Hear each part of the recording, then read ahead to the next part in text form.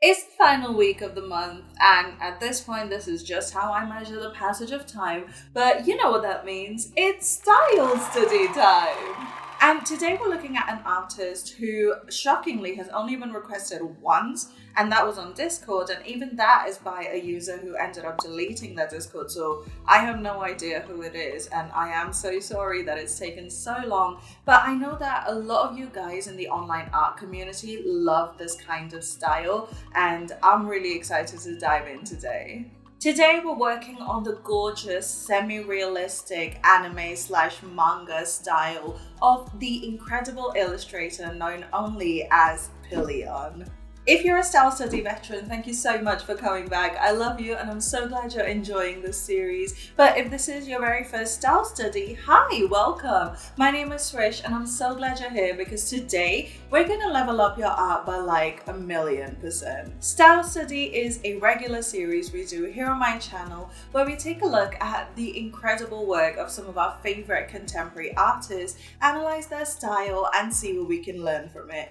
Keyword learn. We're not here to plagiarize anyone's work or copy their style. We're simply here to learn some really cool art tips and tricks and see how we can apply them to finding our own unique art style. Today's video is going to be structured in two parts. In part one, we'll take a look at Pil-Yeon's work, analyze their style and see what we can learn from it. And part two will be a study of one of their paintings. The stunning reference I've chosen today is this one. And I'm not doing a part three because my drawing hand has been in an insane amount of pain for like a month now, so forgive me for only doing this one painting. I'm just trying to survive how intense this style study was. Cool?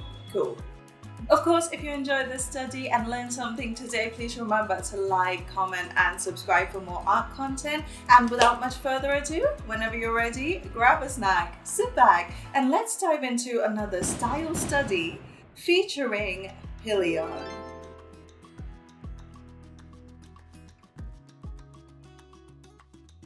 Pilyeon, that's how Google said it's pronounced, is a concept artist and illustrator from South Korea.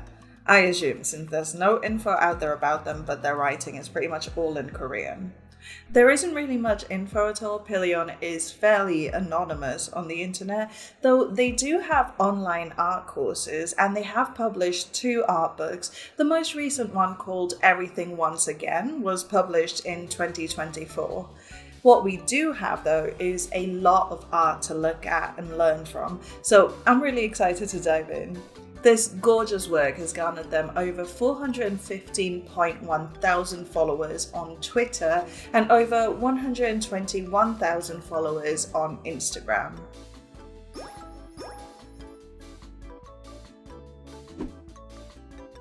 So obviously, Pilyeon paints in a semi-realistic manga/anime style, but there's actually a lot of impressionism and a lot of flat shapes that echo a sort of traditional art look and feel. In fact, these flat, hard-edged shapes are very much the foundation of a lot of the rendering. They create a ton of movement, but not so much depth per se. There's a very soft, almost watercolor-like ambience to a lot of these paintings. This style is very popular, but actually very hard to really replicate properly.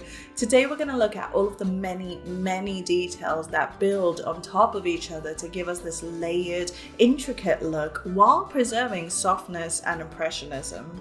Because there are indeed a lot of little shapes and nuances that go into creating a complex, beautiful piece. Pilyeon's work is very ornamentalist. Speaking of this, here are 4 key characteristics to Pilyeon's work.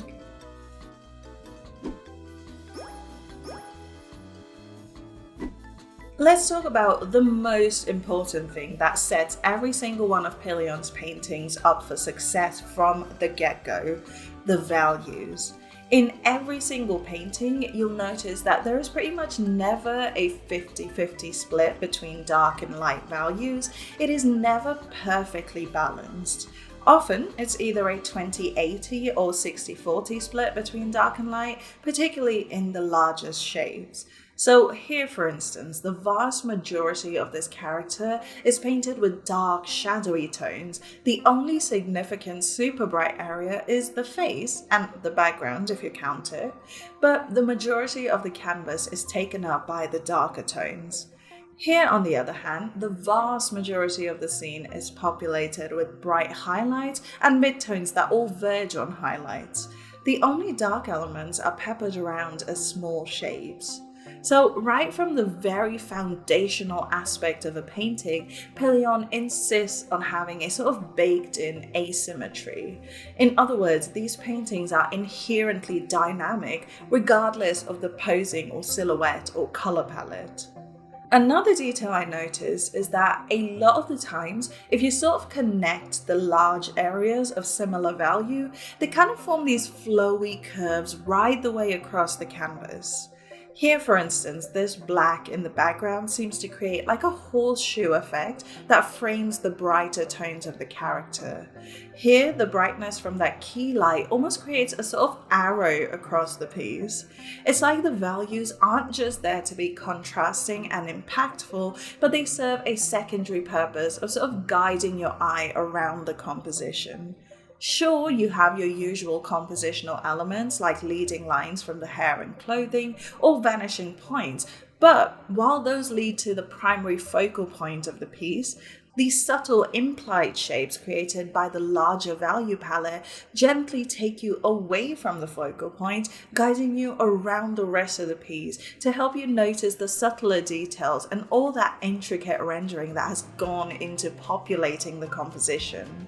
It's like a soft nudge, kind of like being in a rubber ring on a lazy river that creates a rhythm to help you float around the entire painting instead of hyperfixating on the focal point and then just moving on. It keeps you discovering new pathways and details around the piece, and it's actually a really cool way to make sure that your audience is really taking in all the work that has gone into your painting.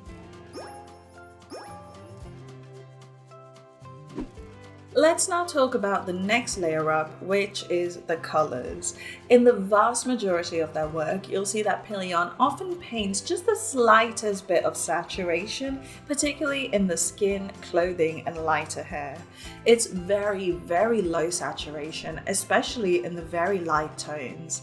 This, to me, is primarily why their work has this very soft watercolor-like effect, because it all feels like translucent glazes of very diluted color. They for sure start with just a grayscale value painting and then add the color, probably by very subtly adjusting the color curves because it is all very controlled. But even though there is hardly any saturation in most of their pieces, because these colors lie against so many grays, they seem a lot louder than they objectively are.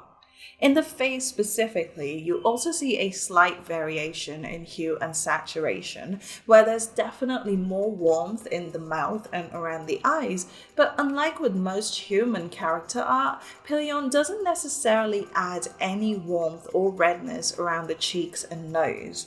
Those places are very smooth, even, and relatively desaturated. This sort of creates the illusion of these characters being almost inhuman in that their skin doesn't necessarily have warm blood underneath. It's like the faces are made from marble with just enough color there to make you feel like it's skin, but not enough to make them look entirely warm. It's like these characters are almost otherworldly, like they're superior beings that don't share the little imperfections that regular humans have. Sure, there are paintings with more saturated elements, but you'll see that this saturation almost always lies in the outfit or hair, maybe even in unnaturally colored irises, but never the skin. And while I was overthinking these paintings, as I always do, I actually stumbled upon another realization. These super desaturated colors are something that we've seen before. Old film photographs and fading book covers or sun-bleached fabric. Things that were once super vibrantly colored, and though they still hold value contrast over time, the vibrance of those colors seems to disappear. They turn into these muted, sort of watered down memories that hold a tinge of sadness for what once was, while also the sort of familiarity and recognition of it living in your mind as if it was just yesterday. That desaturation of colors creates a feeling of nostalgia for something you've never even seen before. It is such an insanely powerful effect.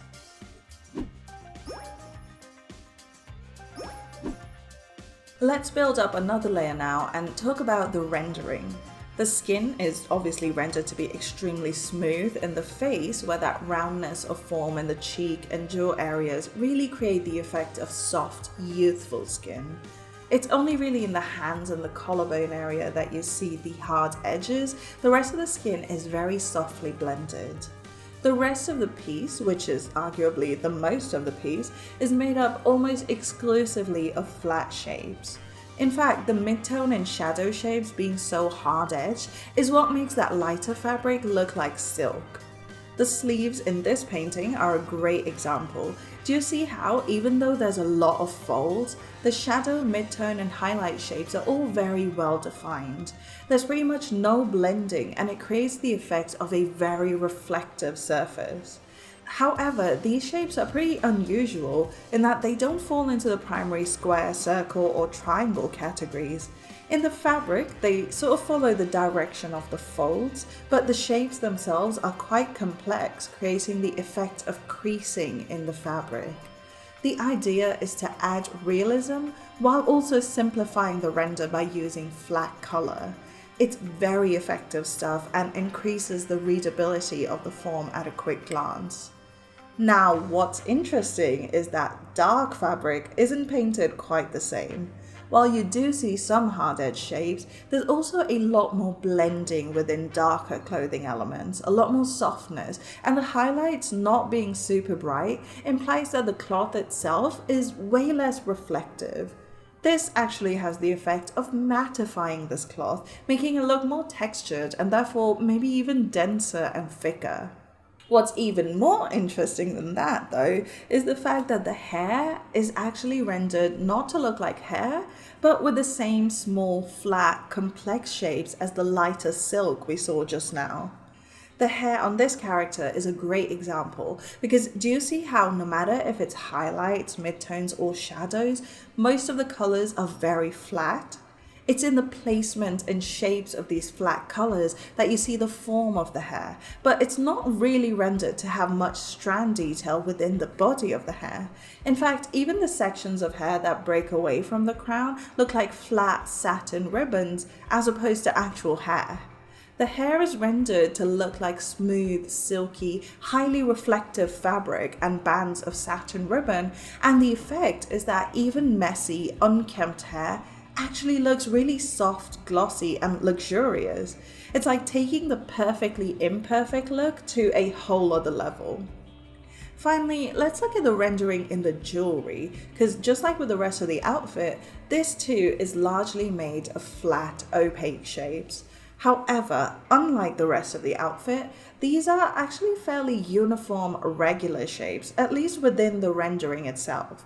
And ironically, the metal is where you do actually see a little bit of blending. Take this crown for instance. The flat, hard-edged shapes pretty much just follow the triangles, maybe some circles here and there for specular highlights. However, there is also a lot of blending, particularly within the midtones. Now you'd think metal, being as reflective as it is, would have less mattifying render effects, but here's my theory. When is metallic jewelry at its shiniest? It's when it's been freshly made. You buy a gold bracelet and it'll be super shiny and reflective the first time you wear it. Over the years, however, metal gets a little grimy, it starts to collect dents and scratches, and as a result, some of that shine starts to wear off. So, in painting jewelry that is obviously metallic but not quite as reflective as the silk or the hair, could Pil-Yeon be suggesting that this is older, well-loved jewelry? And since it is on such youthful characters, perhaps it's jewelry that's been passed down to them, either through inheritance, implying royalty, or through tradition, implying social importance of some sort. I don't know, it's just a really interesting contrast, and I thought it might have a storytelling purpose, but let me know what you guys think about that bit.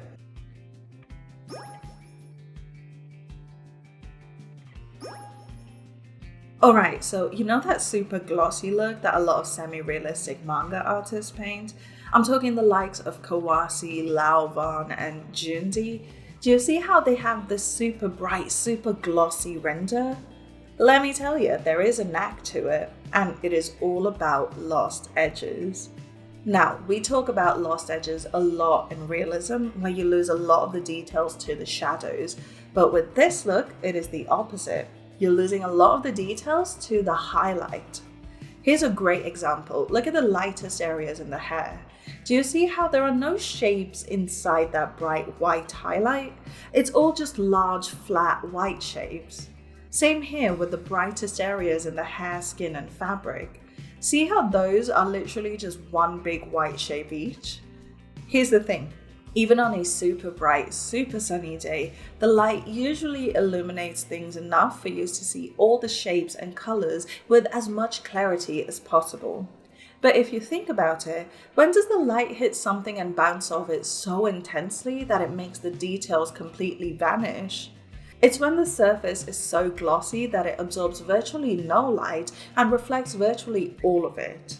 In other words, it is as shiny as a mirror would be, since mirrors are like the ultimate glossy surface. If you shone a bright light on the mirror would look completely white. So, when we see these extremely bright areas with large, flat, white shapes and no details to break those large shapes up, it creates the illusion of surfaces that are so reflective that you can't even see any form or texture. It is all swallowed by the light. And that, my friends, is how you get that super glossy look that you see in a lot of modern day manga. The more flat, white shapes you can lose details into, the glossier your scene appears. You're welcome. So, to sum up part 1 of this study, here are the 4 key characteristics to Pil-Yeon's art. Number 1, dark and light values follow the major-minor rule, where they don't take up equal amounts of space on the canvas. The interplay of dark and light shapes often also create subtle lines that guide your eye across the composition. 2, the skin, clothing, and hair are often fairly muted and low saturation, creating a sense of ethereal beauty in the faces, as well as the feeling of fading away in terms of storytelling. 3, the rendering involves lots of small, flat, hard-edged shapes, especially in lighter fabric, the hair, and metallic jewelry. This creates a sense of reflectivity and shine. And number 4, the reflectivity is greatly enhanced by just entire areas on the character that are painted a flat highlight tone with lots of details lost to the light.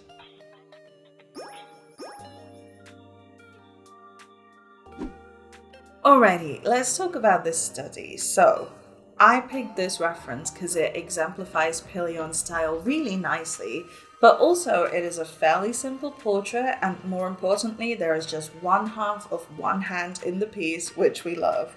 Hands are to be avoided, especially in studies, and I feel like if you're here watching this, I don't have to explain to you why that is. And you ever have one of those moments where you're like, whoa, I totally misjudged the situation? Because I had that feeling real quick when I started to work on the sketch. You see, the sketch isn't just something you draw to create a composition, it is also a way for you to make your future self's life easy when it comes to rendering, right?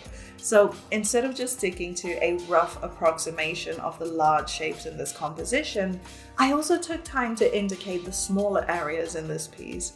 And boy, did that take time. Obviously, the first sketch I put down was very rough, but with the second one, I tried to be more refined. I'd initially thought of making it so that some of those lines peek through like you see in the reference, but as I painted on, I realized that I was gonna have to change up a lot of the proportions and the lines just weren't gonna match up. Now, this is definitely only a problem that would come up with trying to match a reference closely, but I just thought I'd mention it in case you were wondering why I painted over the lines and then drew on more lines later in the piece. I was faking it to match the reference, as we so often do. I don't think I've ever spent this long working tiny shapes into a sketch, especially in the hair or the clothing. It was very intricate and took ages, and because my hand was in so much pain, I had to take breaks a lot, which is why I decided the best move was to work in quadrants so that when I went away and came back, I knew exactly where I'd left off. I color match the background, and again, the major minor rule applies. The dark background takes up about a quarter of the canvas, while the rest of it is very bright. Anyway, for this piece, I actually decided to keep the background layer on top and cut out the silhouette of the character and those flowers from it. And I decided that like 99% of all the rendering would go underneath that background layer. That way, I don't have to worry about painting over that silhouette line or doing like clipping groups or anything. Now we can get around to rendering. I decided to start with a value painting in grey and do colours later. For now, we're going to flatten a sort of light grey and then build up the biggest midtones. I started by putting a little bit of detail in the eye just to create a palette to colour pick from. Keeping it super abstract at this stage because the skin in particular has soft blending, but even with the hair and fabric, putting a vague idea of the values allows you to establish a frame of reference. Like if you squint at the reference, what do the values look like? Where do they lie? How dark or light are they? Establishing that first is a great way to set the tone because it keeps you from being all over the place when it comes to painting the details. I went around and put down a very rough estimation of most of the shapes, and that way when we're doing the proper render, we know where everything goes. Now that we have that, we can go in and work on smaller shapes. Again, I started with that eye because again, it's like a microcosm that involves all the values that we will need for the rest of this piece. If you can find your microcosm, establish it first, and then mostly use that sort of area as a palette for your color picking, you'll end up with a well-balanced, controlled painting. It just works. Once the face is in place, this is where the real work begins, because now we're doing hard edges. I decided, just like with the sketch, I was gonna do the rendering in quadrants. So I started with that bow ornament and worked my way down that section of her hair, then the fabric, then the rest of the fabric, and then the rest of the hair. It was a massive challenge to render at such low contrast. I had to fight every dramatic instinct in my body. One thing I do very different though is I would go in much sooner with my chalk brush to do the hair and fabric. The hard round brush was hard to work with because remember, with these parts we want those jagged, weird hard edges. The round brush was rounding them out too much. It's not her fault, she's doing what she do. I should have chosen better. Me giving myself relationship advice. Okay. The silk was so much easier, mainly because it was way more predictable. Like the shapes are a lot larger and they follow the fold pattern. Predictability is nice, especially when the tones are so low contrast. Let me tell you something though. This was the first time I was genuinely so happy to get into painting a hand. The joy it gave me to not do that silk render for just a little bit was wild. It's such a beautiful look, all of that silk, but oh god, you guys, trying to replicate every shape to match a reference is not ideal. I'd imagine it's way more fun when you freestyle it, which I definitely want to try at some point, because it must teach you so much to look at using flat values to imply form rather than relying on just rendering with texture brushes. Some more fabric and hair rendering. Again, I definitely much prefer the fabric to the hair because it was more structured, and now we can finally add some color. At this point, the piece was mostly done, so from this point forward, we're going to really pick up the pace. I actually decided to use a new layer set to color blending mode in order to add the color. I wasn't sure I wanted to flatten all the render layers down yet, so using color curves was not an option because I would have to go through and do it for every layer, and your girl is dedicated, but not that dedicated. But this is the point where I realized just how yellow-green the shadows were. Like, it looks so neutral because of how red the skin appears, and you don't even realize the blue and purple tint in the sleeve. But again, none of these tones are super saturated at all, but because we've got a grey base underneath, even the slightest hint of colour really seems intense. I then went in with a final couple of passes in colour, this time painting above the background layer because we need to throw in those flyaway strands and refine some of the edges, blend a couple of the darker areas into shadow and so on. All in all, this was a difficult, intense challenge, but look how lovely the painting turned out. Maybe sometimes intricacy is totally worth it.